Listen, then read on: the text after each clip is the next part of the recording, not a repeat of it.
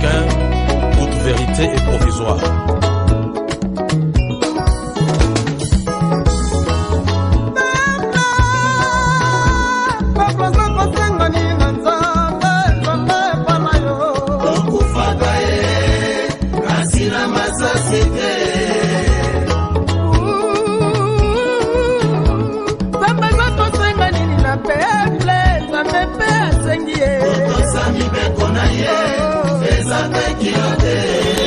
Que pense le peuple? Peuple azo kanzani ni peuple lobini ni peuple lingini.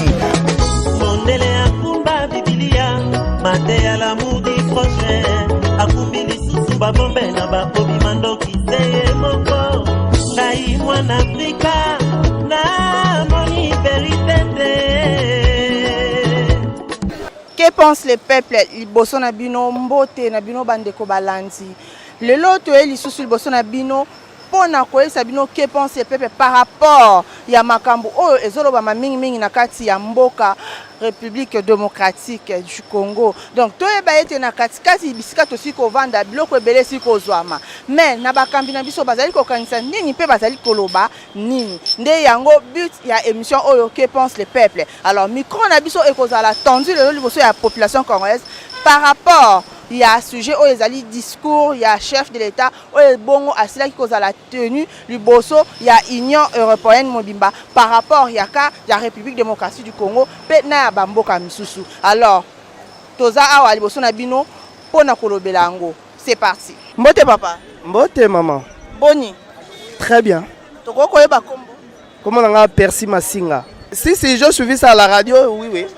Alors, par rapport à tout ce qui a été dit, par rapport à son implication à l'Union africaine, par rapport à Yamakambozo le Cana Est, Yokolo Banin. Bon, on a capturé Kikaka une phrase, Oyoke, Azo dénoncé, Azo accusé. Là, c'est vrai, vraiment, là, je suis d'accord avec le président de la République. D'accord vraiment avec le président parce qu'il a dénoncé, il a dit ça. Azo accusé banani par rapport à Rwandais baza Simaya 1-23. Il a dit ça, Rwandais baza na Simaya 1-23. On ne peut pas cacher des choses. Là vraiment je suis avec le président de la République. Il a fait bien Yaroloba devant toute la nation, soit devant tout le monde que la République rwandaise baza na Simaya 1-23. Là, vraiment, je suis d'accord avec lui. Bon, on a bien, maman. Tu connais pas combo? Comment on a Dan Kabamba? Malam, alors, tu as un chapitre par rapport au discours du chef de l'État ou le cas qui est hier dans l'Union africaine. Nalanda ki maman nangai, batu ba sentir que non, quand il y a un Congolais au sommet de l'État, Congolais à Zarak, c'est pour toute la première fois. Bon, on Loba, Banda fait Marshal Mobutu à Kenda. C'est pour toute la première fois après tozwa moi na mboka penza ta ngai na azosala parce que ngana bana na lingaka nde kolandela ba discours na ye na ba réseaux sociaux ta on a landi tozalaki en direct na réseaux sociaux na otala ba commentaire na moni penza ba tunyoso nani a félicité te parce que pour toute la première fois on a senti les fils du Sphinx to sentir penza mwana mboka non batu bakomi siko ko comprendre que non Fachi aza mwana mboka oyo parce que a évoqué point par point a yebisi bango pona batu nyonso bazalaki na boye non tomoni relation na ye komi mabe à États-Unis non alobeli bango mokonzi mboka lingaka ko lobaka bilobela boye alobeli kuna akozwa pe avion ko kitawa makambo alobi kuna alobeli bango mama yo sio mona penza bazo lobela ba vérité na ndaku nao bazo yebisa yo ke mama ata yo moko basani banda olelaki ngo lobi osokolité tala mbetu na yo eza salité tala na ndaku mai eza te bana basokolité bana bakenda classe te bazo lekisa ba vérité nyonso wana na ndaku na yo. Alors na féliciter nanu premièrement les premiers citoyens du pays, chef de l'État Félix Antoine Tshisekedi Tshilombo. En tout cas, la félicité penza to sepela ki lobby nenge to yoki mokonzi mboka abeti sete abeti a kotisi penza e komiti na place biso to lingara. A lobby penza c'est un discours très responsable. To moni penza awa nenge eza boeka nenge biso balobaka na munoko nzambe ke mumalenga mushala talala. Yango wana penza batu nyonso batika zamba penza ezalaki kimia mutu akoloba ata moko azalaki te. Alors, quel est votre avis dans les années par rapport à l'appel ou à ce qu'on lancé vis-à-vis à Mobutu Bitumba ou Kanga Est et à parti à Congo plus de 20 ans? Pour la Likambwa Est a évoqué qui a ngopé na kati wana. Alors, ayebisaki bato ya banda olobela wana nde bato ba armement ka bapesa ka armement na nini na ba rebelle. Ayebisaki bango na misu na bango. Alors, dernière réponse na biso penza oyo kozala face na Rwanda. Tolingi kutu makambo to mona teke bo violer droit international parce que c'est nos sœurs, nos mamans, nos frères, nos papas. Baza wana ba petit frère bazo égorger bango wana droit international na ebité soki eza ou bien ezo exister. Soki droit de ouais. Sikoyo tozo zela réponse pour ezoya. Tango déjà chef de l'État a lobby a évoqué makambo Est eza pour bango ba yoka que nous sommes agressés par le Rwanda. Rwanda wana oyo eza soutenu par bango ba internationaux wana ba multinationaux ba mindele. Ayebisi bango.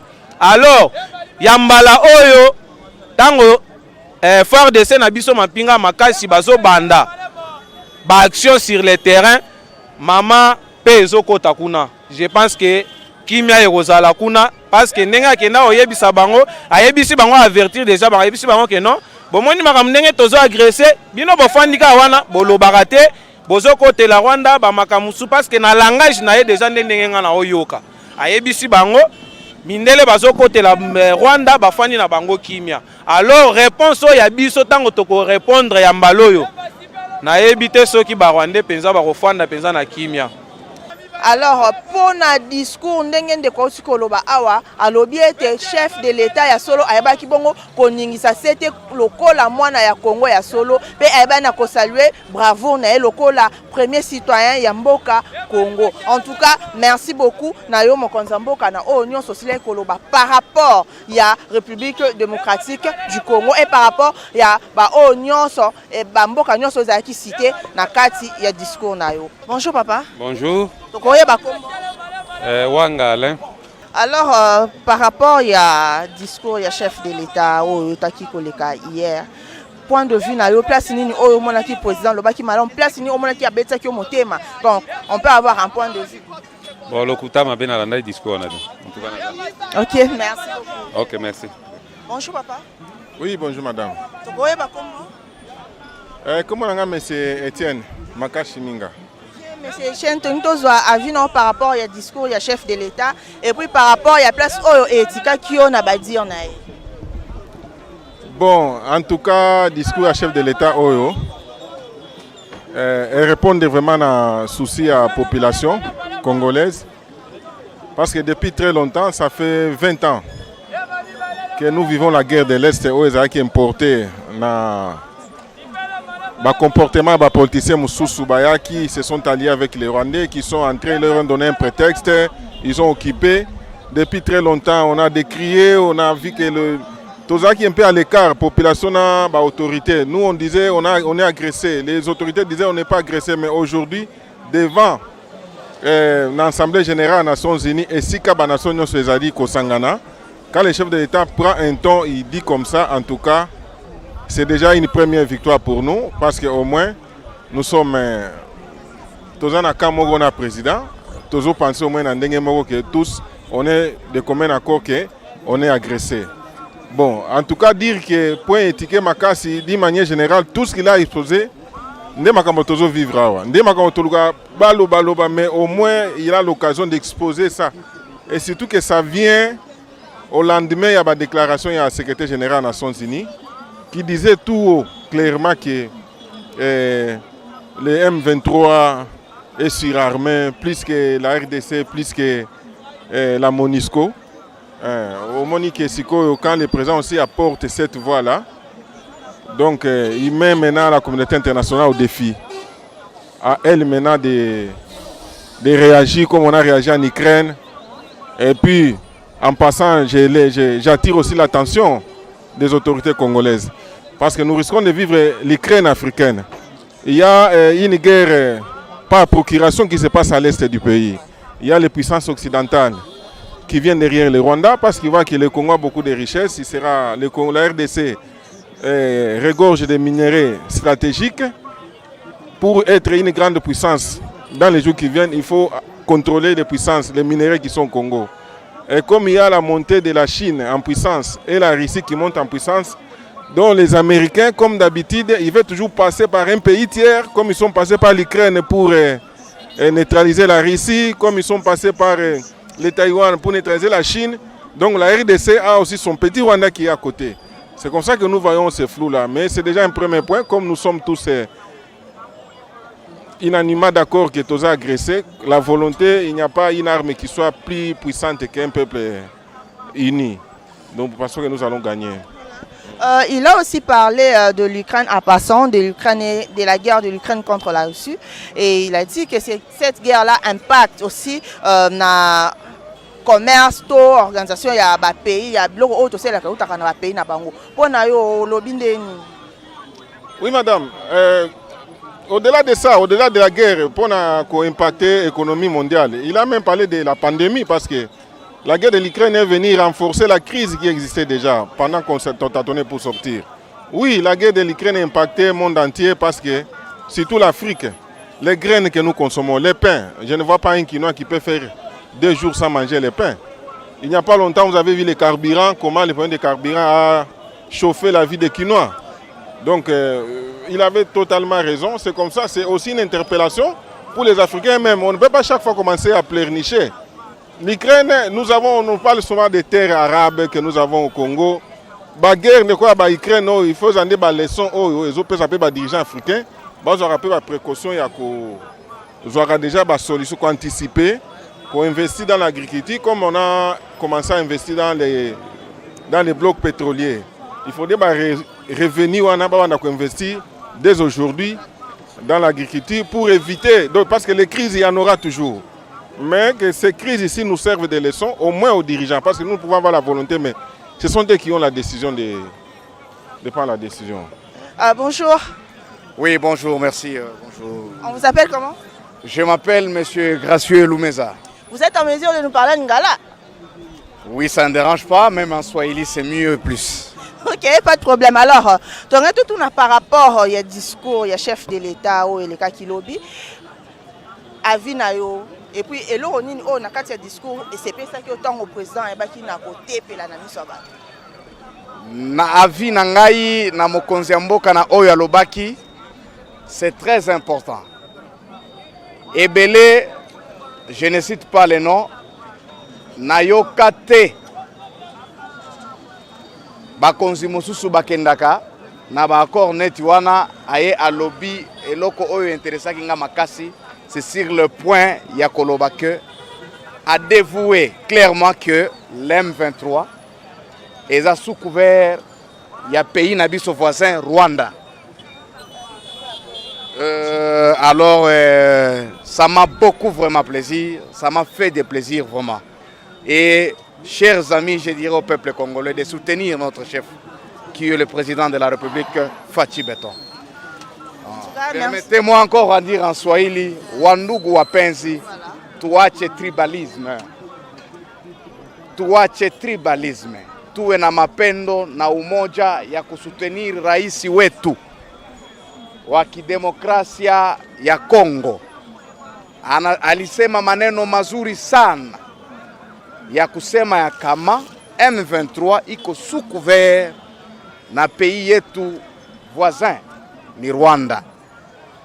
Tusaidiane, tuwe na umoja ya kusaidia nchi yetu na ya kusaidia jeshi letu la Kongo, ili umoja na upendo na Kongo yetu ipate kwenda mbele.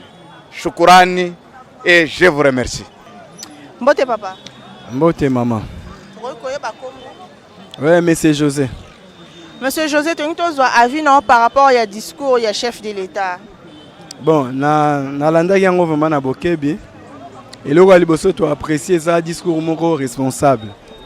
À faire entendre la voix du Congo dans le monde entier, ici ka oni batunyo so basangani, et à faire entendre notre voix. Et à lobby oyeza vrai. À talisi agression oyotozo Sibir. Et à citer nommément bateau baza ko agresser biso. Voilà, donc c'est un discours moro responsable et tout ce pays n'a pas courage wana ou ya zaki pona koloba yango. Bonjour. Bonjour madame. On peut savoir comment on vous appelle? Drix Mabeka. Discours, il y a chef de l'État, ce qui s'est passé hier. Donc pour Nayo, nini nakati etika ki nini on sepela ki nango tongo mona ki mon konzina ya tema ki koloba libosa mokili mobima. OK, nga pona nga nazaki content. Na bane ko banga que président ya dans les habitudes de la président ya Congo ba le kaka bafunda Rwanda.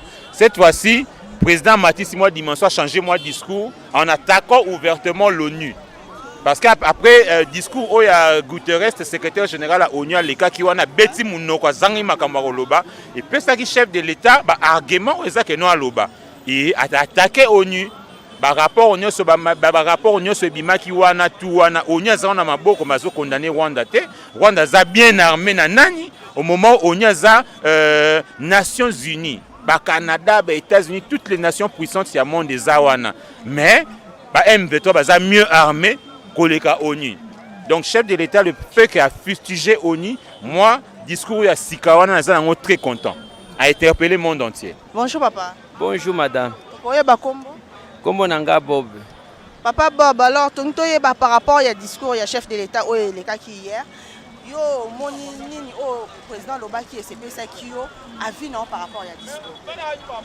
Bon, na congolais et loko na kolobake na monaki cette fois-ci na sepeli na discours parmi ba discours ya président de la République eza ko dénoncer makambo yo tozo vivre na mboka na biso puisque nayoka ki a lobby que ba agresseur na biso baza ba rwandais et puis M23 a appuyé na Rwanda les choses qui a été déjà dites depuis des années mais au moins les lo nayoki président lobeli yango na bisika oyo batu nyonso bakoyoka mongongo ya mokonzi na biso ça quand même ça m'a plu.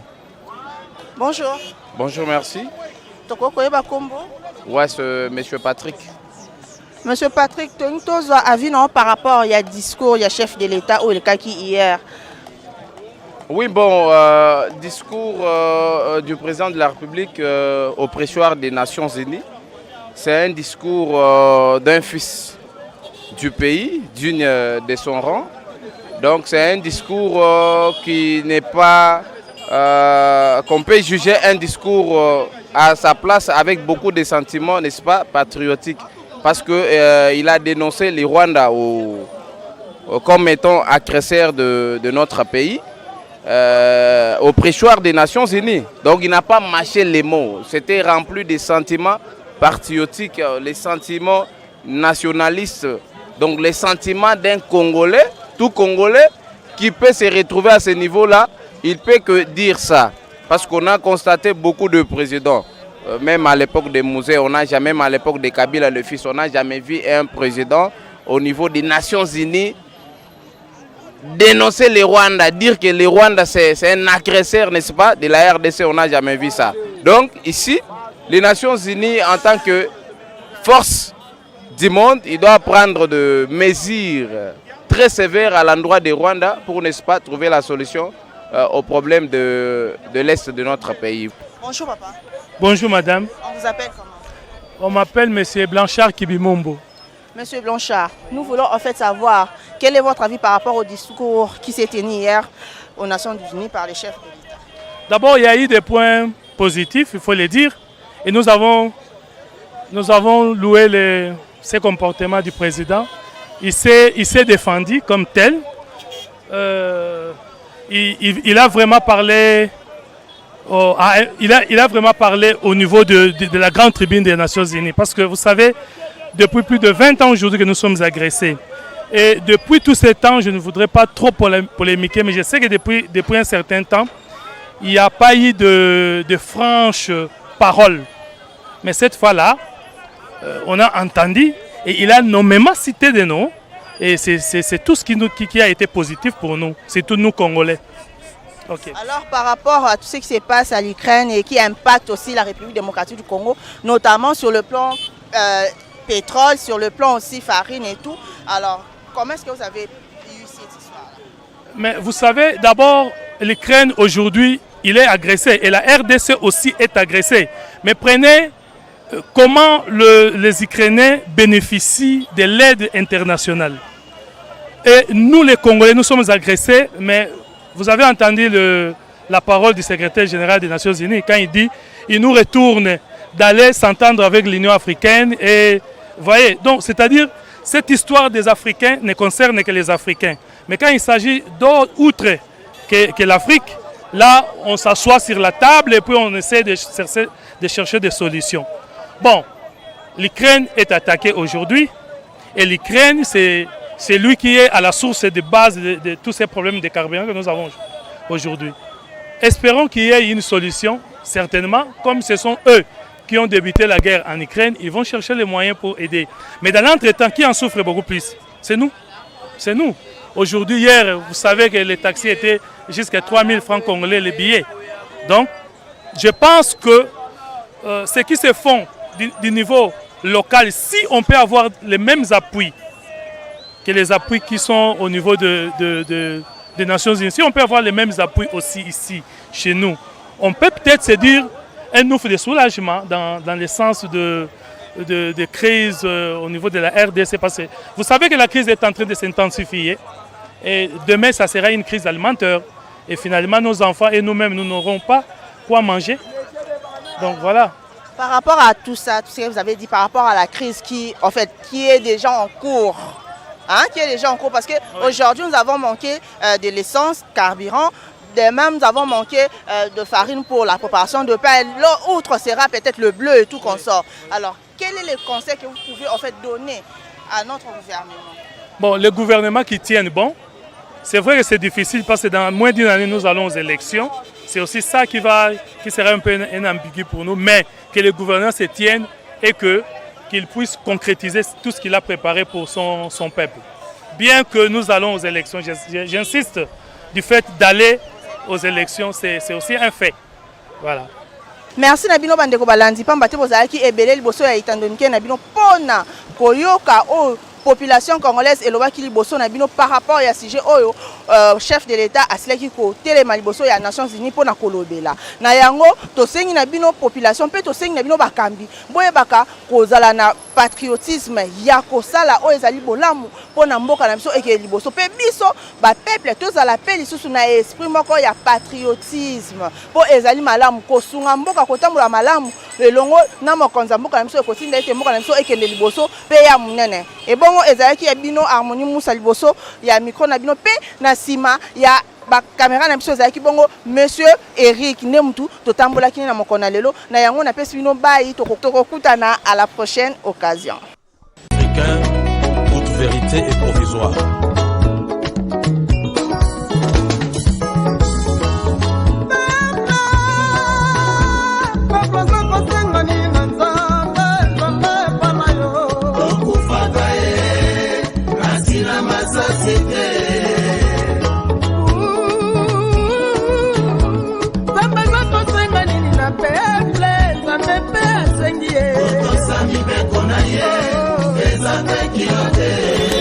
Que pense le peuple? Peuple azo kanzani ni peuple lobini ni peuple lingini. Mondele akumba Biblia, mate à l'amour du prochain. Akumbi lisusu babombe na bakobi mandoki seye moko. Ngai mwana Afrika, na moni verité te.